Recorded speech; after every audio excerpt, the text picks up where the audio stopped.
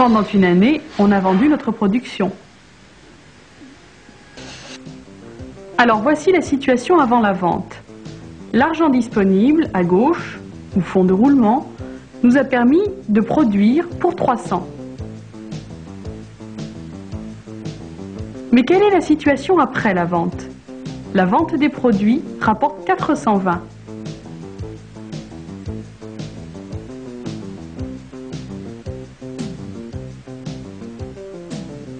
C'est le chiffre d'affaires.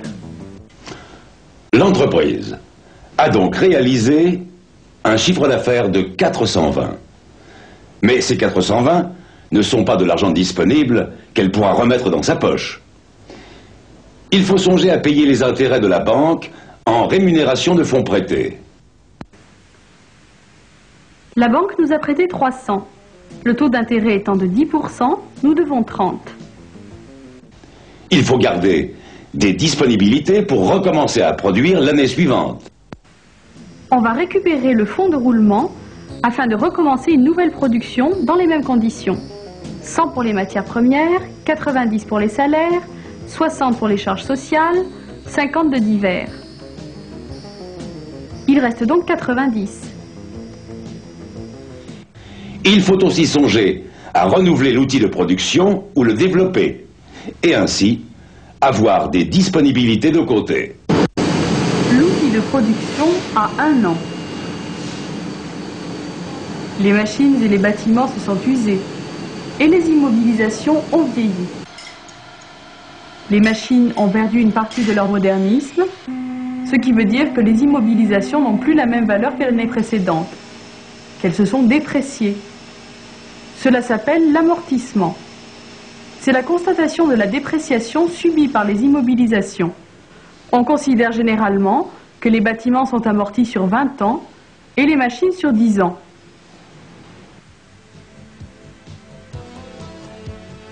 L'amortissement du bâtiment sera donc sur 20 ans de 10 par année.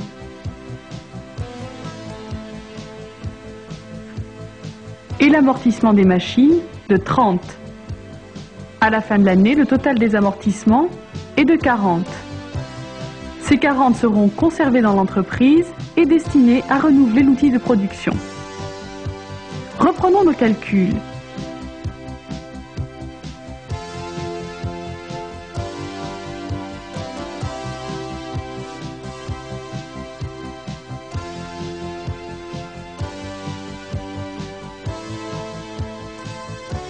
Le prix de revient est de 370. Le prix de vente des produits est de 420. Notre bénéfice brut est donc de 50. À ce stade, nous pouvons reprendre le schéma de départ et le schéma à la fin de la première année et faire ressortir tous les éléments. L'entreprise a réalisé un bénéfice de 50. Quelle va être la répartition de ce bénéfice? L'État prélève 50% du bénéfice, c'est-à-dire la moitié, au titre de l'impôt sur les bénéfices. Il reste donc 25. Les actionnaires peuvent recevoir des dividendes. Il reste 20. Ces 20 vont être laissés dans l'entreprise.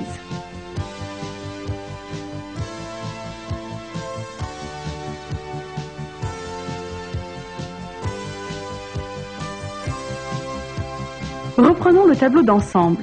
Nous avions pu dégager 390 d'argent disponible. Et nous venons de payer 25 d'impôts et d'attribuer 5 de participation et de dividendes. Il reste donc 360 d'argent disponible. On voit sur ce tableau que l'Assemblée générale des actionnaires a décidé de garder les 20 d'enrichissement dans l'entreprise et de les affecter aux réserves.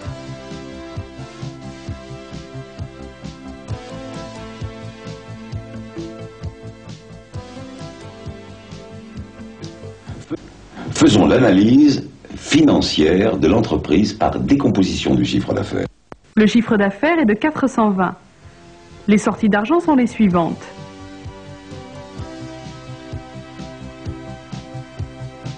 Elles s'élèvent à un total de 360. Reste 60. À quoi correspondent ces 60? Il s'agit des amortissements, 40, et des réserves, 20. C'est-à-dire de la somme d'argent qui reste dans l'entreprise pour renouveler le matériel ou le développer. C'est ce qu'on appelle l'autofinancement ou le cash flow. Exemple d'utilisation du cash flow, la robotique. Pour étudier l'entreprise, nous l'avons sorti du contexte économique global. Bon, faisons marche arrière. Replaçons notre entreprise parmi les autres, c'est-à-dire parmi ses partenaires. Les actionnaires, la banque, les fournisseurs, les salariés, les organismes sociaux, les clients, les collectivités locales, l'État. Ainsi, l'entreprise apporte sa participation à la vie économique.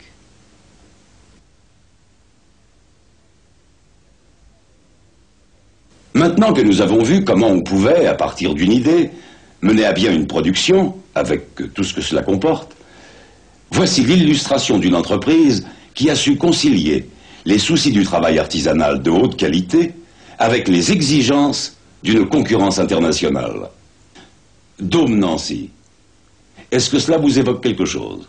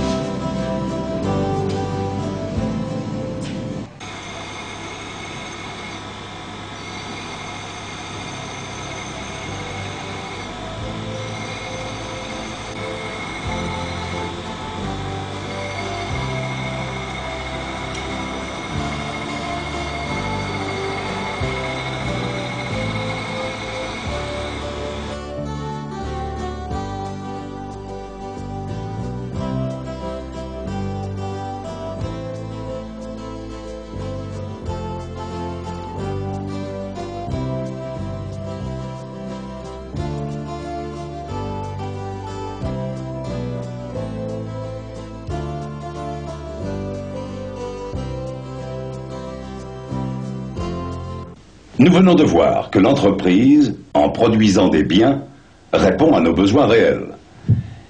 Si j'ai besoin d'un change complet pour mon petit-neveu, je sais maintenant ce qui se passe et où va l'argent que j'aurai à payer au distributeur. Alors, nous avons fait le tour du problème? Non, pas encore. Rappelez-vous, nous avons distingué les besoins auxquels on répond par des biens et ceux qui entraînent des services pris en charge par l'État et les collectivités locales. Autrement dit, les administrations.